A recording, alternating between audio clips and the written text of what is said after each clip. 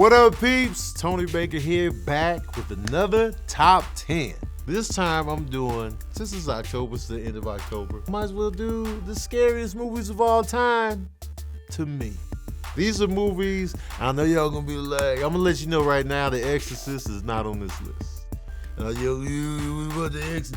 Exorcist. People getting possessed by the devil just doesn't scare me like that. I'm always looking at their chapped lips. Every time they get possessed, they be in there talking crazy. Their lips are always chapped. That's my biggest issue. Like, man, because I'm coming in, if I'm a priest or the family member, I'm coming in with that Carmex. I'm going to be praying, though, like, please, Lord, all praises due to God. And I'm going to apply that Carmex to your dry-ass devil lips. Anyway, so Exorcist is not on here. These are movies that scared me personally. Like, they stuck with me. They made me lose sleep. They kind of ruined my life for a while. These are those. Number 10, okay, The Fly. And I'm talking about the black and white one. But let me tell you something. I think my mom happened to be watching it one night. It was black and white, so I thought I was safe, because I knew movies tore me up. So I was like, oh, it's black and white? Psst, easy work. You can't scare me in black and white. Ha! Please. So I'm watching it, and I'm like, yo, this dude does a little teleportation thing, but he didn't know a fly was in the other machine.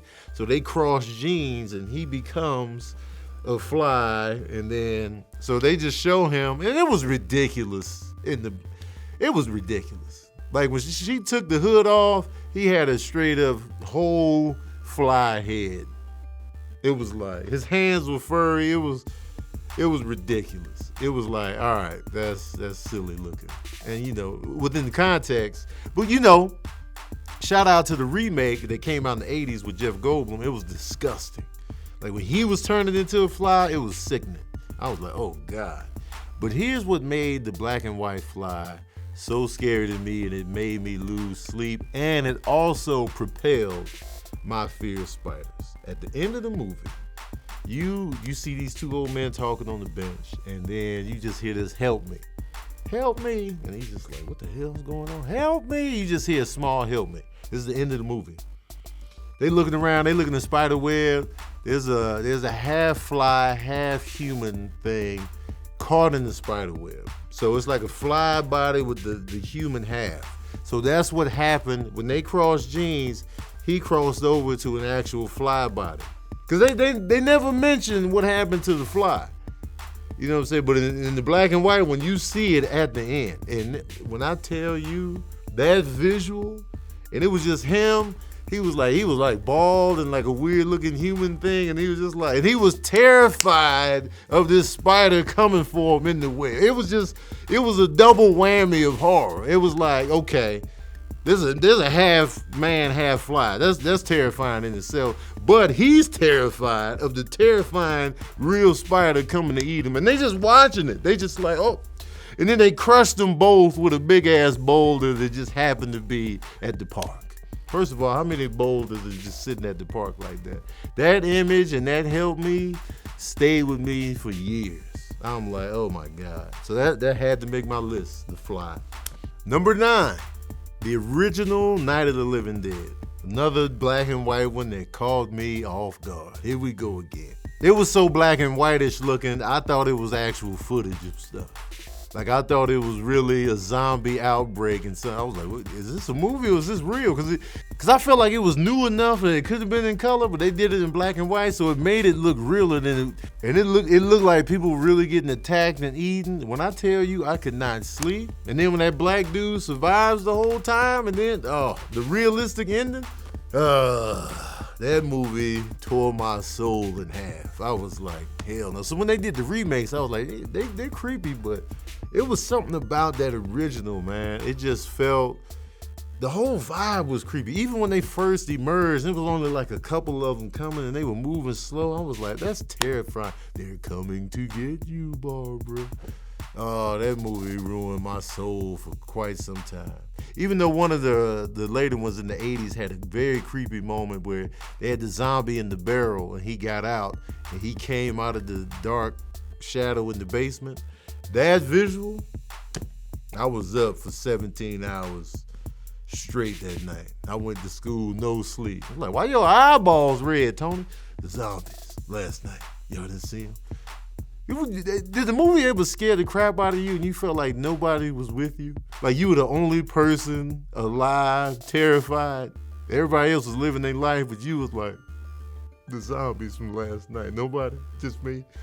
Like nobody was there to hold you in equal terror. Anyway, that's my number 9, the original Night of the Living Dead. Number 8, okay, The Grudge, the Japanese one. Okay, the original version. And the American was scary too, because it was the visual. That movie stuck with me, even as a grown man. I'm a grown man at this time. Like, you know, I'm tough now. But The Grudge, the visuals in The Grudge just sat with me for a long time. Like that noise and the way she was looking and the scene where she just came for that girl and she could see her in the apartment cameras just coming forward and then she was in the bed sheets. Those visuals really stuck with me, and it sucks because all you have to do is go in that house and she's gonna follow you. All you did was go in there. You didn't do anything, you didn't cross the line, you wasn't playing with Ouija boards, you wasn't going into some dark cave, you wasn't in the woods playing around, you wasn't saying names in mirrors, you was just minding your own business in a house and you had no clue, and now she's coming for you. And that visual, man, it stuck with me. I was like, man, even sometimes now when I'm home alone, I think about that. Like, man, what if I saw crawling around the corner? I'm like, man, what do you do? First of all, she getting kicked if she in my bed. The kicks is coming. But, you know, that's first of all. But The Grudge is on my list. Number 8. Number 7, same thing.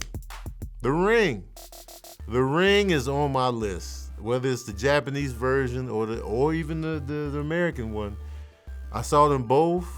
They are equally unsettling. I saw The Ring in a special advanced screening, so there was no hype. There was nobody talking about it. We just went in early, and I was like, all right, this is a nice little creepy, you know, who done it? What happened to the girl? And then the end, I was like, I couldn't let the end go. The movement, the creepy movement, the coming out of the TV is iconic for a reason because it's terrifying. You watch a tape, 7 days later you die. All you did was watch this little weird arty film. I'm like, damn, that was real weird arty stuff. Okay. Next thing you know, she's coming for you out of the TV. You know what I'm saying? She not gonna get me that way. I'm turning the TV off. Once it comes on by itself, I'm turning it off. That's what I do. When the TV comes on by itself, I'm not sitting there, oh, what we got here? No, I'm like, I didn't turn this shit on. I did not turn this on. I'm turning it off. If it doesn't go off, I'm gonna unplug it. If it's still on, I'm leaving the house. Simple as that. There's no, I might throw it out the window, throw the TV in the pool, electrocute some of the neighbors. I don't care. Get it out of here. TVs just don't come on and stay on when you unplug them. So she gonna have to find another method to come get me. She gonna have to come out of my food plate. That's the only way you gonna catch me slipping. Oh, you gonna be eating, I'll be out of your bowl of rice. All right, get me there. But the TV is not gonna work for your boy. But those images in that movie really stuck with me. To this day, man, one of the creepiest scenes of all time is that ending. And so The Ring, or Ringu, whatever you wanna call it, is on my list. Number 7. Number 6, Candyman. Candyman stuck with me, man. I saw it at the movie theater. I thought I was tough McGirt. I was like, man, movies don't scare me no more. I was a teenager, and I went in there. You know, this is the first time the killer was really in neighborhoods I was familiar with. Chicago, I was like, Cabrini Green. I knew the area. I was like, nah, I don't like this. You know, because normally, you know, the killers were in the woods. You know, you go camping, you in caves, you hiking somewhere, you in the woods, you in New York City. It was never Chicago. And I'm just like, we in the heart of the city, in the projects, black folks, and the killer was black. He looked like individuals I knew. Oh, he was dressed nice. Nah, man, it stuck with me, man. It was a creepy movie. The way he was killing people, the legend of it, you say his name 3 times, he's gonna kill you. It was just a creepy vibe, the atmosphere, the score of the movie, like, and like I said, isolation. Like I felt like Helen was alone in what she was going through. Even though it was other people in the movie, it just felt very isolated. Like nobody would believe her, nobody knew what was going on, but she did. And even the people in the projects, they kind of knew, but they were still like, you stay over there with that. You was playing with fire, now it's gonna bite you in the ass with a hook. And he was just, his voice was creepy, and he was just like, yo, be my victim. And he stuck with me. Candyman stuck with, the sequel was trash, but man, that initial, I was up all night that night, I ain't even gonna lie. The music, the way it ended, it was well done, man. Super creepy, the whole vibe. And it was in the city I was familiar with. Damn it. Candyman's number 6. Number 5, American Werewolf in London. This movie, it's a comedy now. It was a comedy then, but to a fresh pair of eyeballs like I had when I saw it, wasn't shit funny about that movie. I was like, now I see the comedy in it, but before, and this is before I was scared of movies, because I used to watch The Howling and Wolfing in the middle of the night all the time. So one of my older brothers to this little get together, that movie was on, I watched the whole thing, traumatized.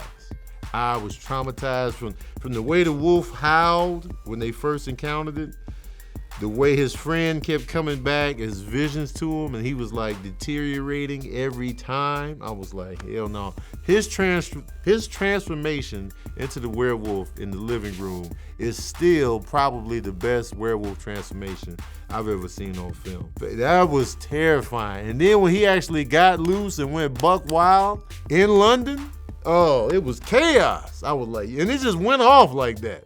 I was like, oh, I was done. Done. This movie ripped me in half. I threw up in my sleep that night. It was bad. It was bad. It took me a while to come back to that movie, but it was so well done. Shout out to John Landis, who also directed the Thriller video.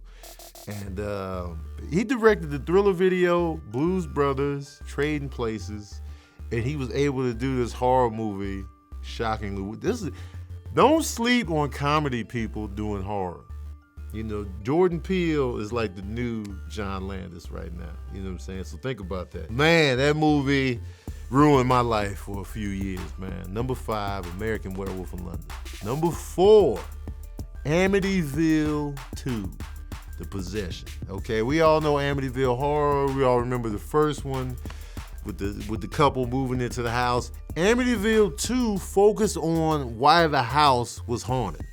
This movie focused on the kid that killed his whole family, which is what really happened in that house. So now we getting the true story with it, and now it's even more terrifying because this really happened. And it shows you how he came to kill his whole family. That movie was so creepy, and I saw it, I was grown when I saw it, but man, we were like, this movie's scary, man. We couldn't believe it. We were like, yo, I'm scared. Because I was just going to watch it like Amityville 2, it didn't do as good as the first one. It's probably soft. It was terrified. When he was hearing voices in his headphones and just like the stuff that was going on, and then he actually went through with the murdering of his family. Oh, man, you talking about shook. Amityville, The Possession, man. That, if you haven't seen it, it's creepy as hell. It's a heavy watch, and it stuck with me as a grown man. That's my number 4 pick, Amityville 2, The Possession. Look it up. Number 3, Evil Dead 2. Evil Dead 1 was terrifying. It was campy. I'll never forget somebody getting stabbed in the ankle with a pencil and they were working it around in there. Never forget that image. But Evil Dead 2, this is in the 80s. I'm still terrified of movies, but my brothers kept watching horror movies. And it was like funny, and they were laughing and stuff, because it's funny too.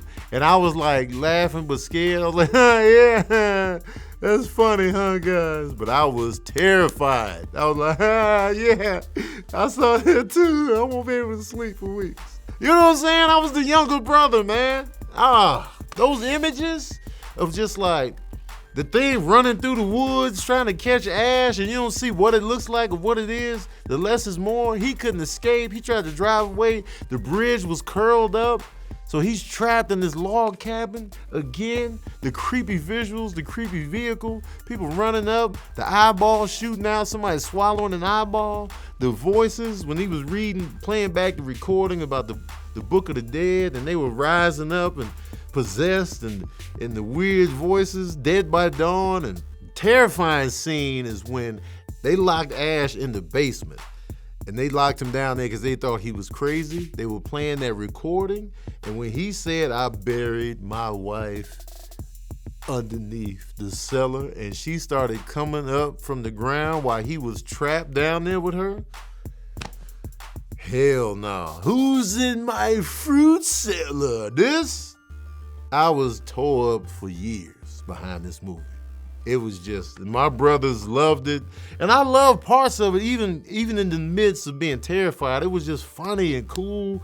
He had one hand was missing, and then he put the chainsaw, and he had the shotgun and the other. So he was like a part superhero. So I was like, yeah, but I'm terrified. That movie gave me so many mixed emotions, but it ruined my life for years, man. Evil Dead 2 is my number 3. Number 2, The Shining. The Shining, the Stanley Kubrick, Jack Nicholson joint, ruined my life. I was scared of Jack Nicholson for a long time. I couldn't take his face. When he busted through that. Now, mind you, the first time I ever saw this was around the same time when I first saw American Werewolf in London.